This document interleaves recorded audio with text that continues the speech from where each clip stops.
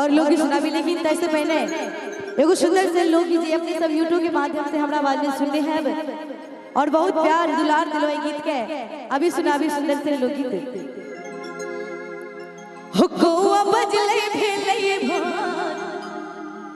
चिड़ै के सगरो भेले शोर कोआ बजले भेले भोर चिड़ै के सगरो भेले शोर आ जतबा गोटा छे पहले कहलो कि सब गोटे ताली के साथ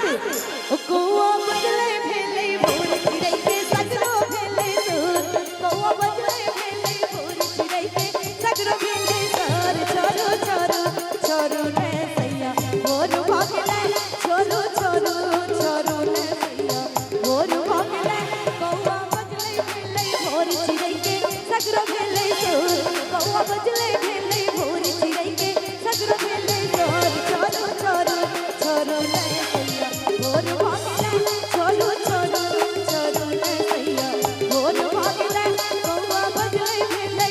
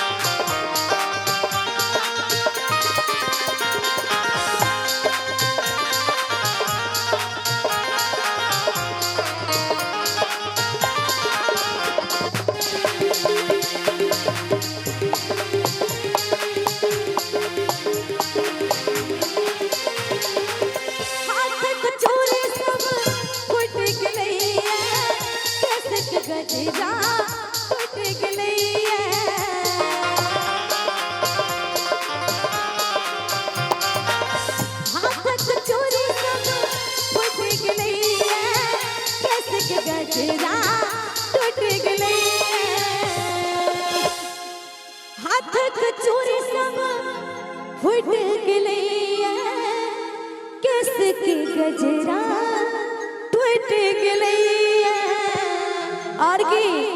नैना छहा रैया नोर पुरुष होई का ठोर नैना छहा रैया नोर पुरुष होई का ठोर छोरो छोरो छोरो छोरो छोरो छोरो सैया भोर भगले कोआ बजले भेले भोर चिड़ै के सगरो भेले शोर कोआ बजले भेले भोर चिड़ै के सगरो भेले शोर छोरो छोरो छोरो ने सैया भोर भगले छोरो छोरो छोरो ने सैया भोर भगले छोरो छोरो छोरो ने सैया भोर भगले छोरो छोरो छोरो ने सैया भोर भगले।